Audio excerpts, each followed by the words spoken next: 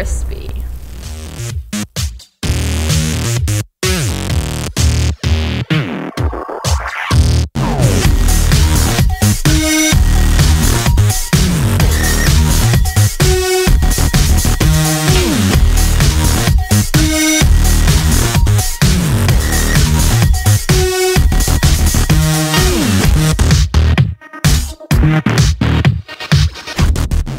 Hi y'all, and I'm back again. Wow, voice crack real early. Well, it is pretty early. Woke up this morning to finish this dial off. Last night I had set up the debris, which is basically just glue and these little pebbles that I have, and then chunks of insulation foam board and other materials make up kind of the debris that I use.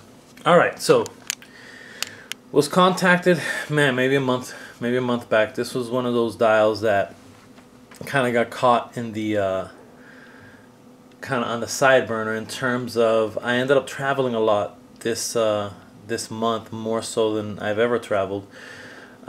Second week of June I was in Connecticut, then I was at a cookout in New Jersey with the ACBA crew the week after. Then that following week after that I was in Chicago for a Facebook summit. I was over there representing ACBA as an admin, and basically it was just a summit to bring admins from groups on Facebook. About 250 people were there, with over 100,000 plus groups, way more than that. Mark Zuckerberg actually showed up and had a keynote presentation and changed the mission of Facebook, which is pretty cool to see. Anyway, so when I took on this commission, I didn't expect that I'd be traveling as much, so this one took a little longer than what I wanted it to take. But real quick, let's check out the stats, right? 16 inches across. It's a little taller than normal if I remember correctly. 13 inches tall and a solid 12 inches deep. So I was contacted, and the person just wanted a dial. He wasn't sure what he wanted. You know, as it works for the most part, when people contact me, what I usually tell people is to, you know, I send them a spiel, and within that spiel, it kind of has 3 different tiers of pricing. And what I usually tell people is pick the tier that you want to work with. Tell me what you have in mind, give me a budget, and I'll tell you what I can do. I find that's the easiest way to do it, because that way, for the most part, I always undershoot your budget by a little bit. If I don't, I rarely go over budget, unless I tell you, well, we can add these things for this much more. But generally, I stay on budget or below budget. So he was interested in either a sewer or an alleyway. With the sewer, it's a little more difficult, so it's definitely a little pricier. So sewers are something that are probably more in the tier 3 range. But we settled on this, and I already sent them kind of a sample picture before I added any of the signage, any of the piping and airbrushing. He definitely liked it, so I'm definitely happy for that. So the idea here was, again, an alleyway, but this is a live drive active driveway rather. So, you know, no parking. I made sure to kind of stress that with the 2 signs, and I also thought it was cool that this matched the no parking marks on the ground. Went with a sewer lid. We agreed on an electricity box, and this is just 1-inch foam board cut in half. I shape it out, and these 2 little hinges are just basically a toothpick cut in half, basically. Piping to that light. This is a new light that I found at Dollar Tree. I couldn't find the normal ones that I usually get, so these were there for $1, and I thought those were pretty cool. It's a little bit bigger than the average light, but I think it definitely is a solid look. Let me see if I can turn one of these off. Yeah, it definitely shines up. And this is just a kind of an AC type unit coming out of the window. I've done this before where I've kind of connected the 2 walls so it looks like the window's just kind of continuing, and I think that's a really good look, man. I think it's a good look.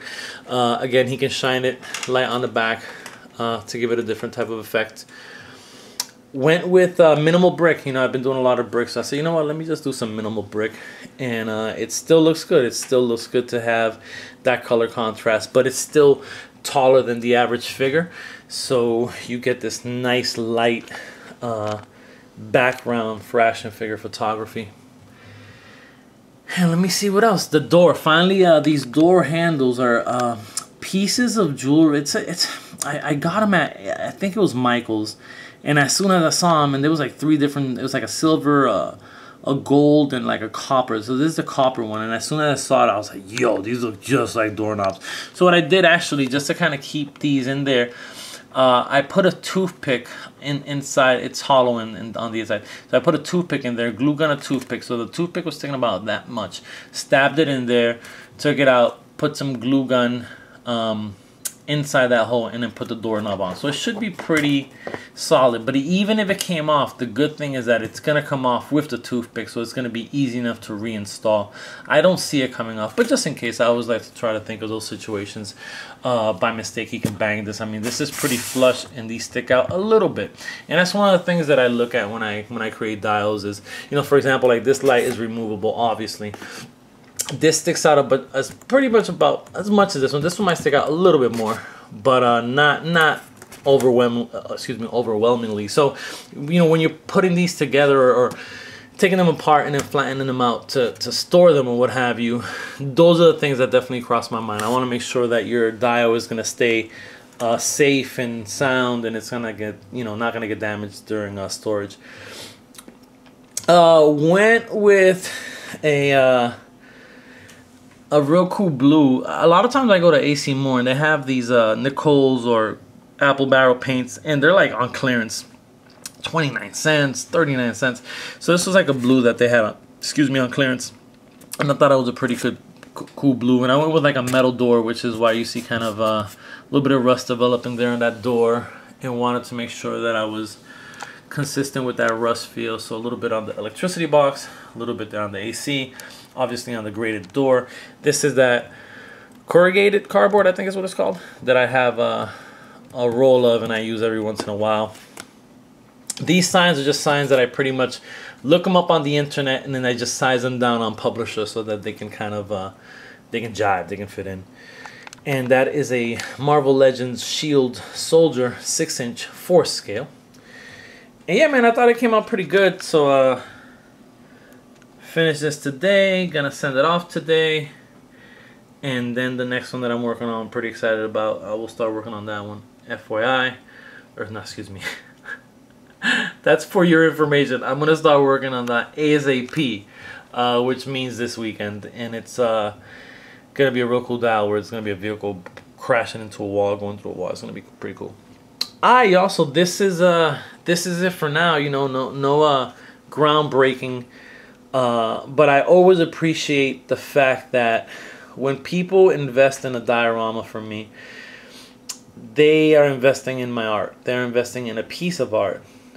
So every piece is important to me, y'all. Every single piece, whether I've done something similar 45 different times, I don't ever go into it saying, here we go again. Instead, I'm like, word, here we go again. You know, it's definitely something I really enjoy. I can't stress that enough, guys. I don't mind. You know, a lot of times people are like, oh, well, you've done alleyways 100 times, and I know people have said I've done an alleyway 100 times. That just sounded very confusing, but my point is that it really does not bother me one bit. I really enjoy the process of making dials. I really enjoy urban type dials, especially alleyways and storage facilities and things like that. To me, it's just fun. I have a good time with them. Again, it's not anything groundbreaking, but to the person who's buying this dial, this is their piece now, and so that I appreciate that, and I always come into it knowing or feeling like that's the case. So that's how I usually approach it. And I've been pretty successful in terms of keeping my level of energy up, and in terms of staying motivated for these type of dials, or any type of dial. I just really enjoy them. Y'all, and this is it. Oh, and real quick, it was a little bit different. I normally don't do it like this that often, but this actually runs all the way through. I wanted this to be a 12 solid 12 inches. Usually I'll put the dial on top of here and it cuts this down to 11 inches. He was very specific that he wanted 12, so it allowed me to just make that wall is a little taller than this one, because this one sits on the dial while that one just sits on the surface of wherever you're putting this dial.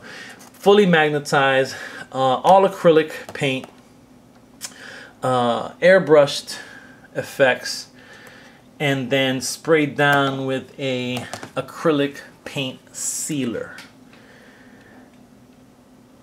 And that is it, folks. Pictures at the end. See you on the flip. Peace.